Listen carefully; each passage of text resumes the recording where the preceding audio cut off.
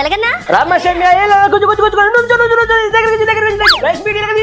అరే మొన్న జేబ్రాండ్ కొట్టేసిన సొమ్మిటివరా ఈ రోజు నుంచి నువ్వు దేవుడిచ్చిన చెల్లి షమ్మీవి. నన్ను ఆ డైమండ్ రాణి చిట్టల రజని కూడా మోసం చేసినారు. ఇంకా నువ్వే దిక్కు షమ్యా. కమలాసన్ ప్రపంచ ముదురువి నిన్నే మోసం చేశారా? అయినా OLX పీస్ పారు ఉందిగా. ఆవిడికి ఏదో ఒకటి సెట్ అయిపోతే నా నేర చరిత్ర మొత్తం రాస్తారని బెదిరిస్తా ఉందా ముసల్ది.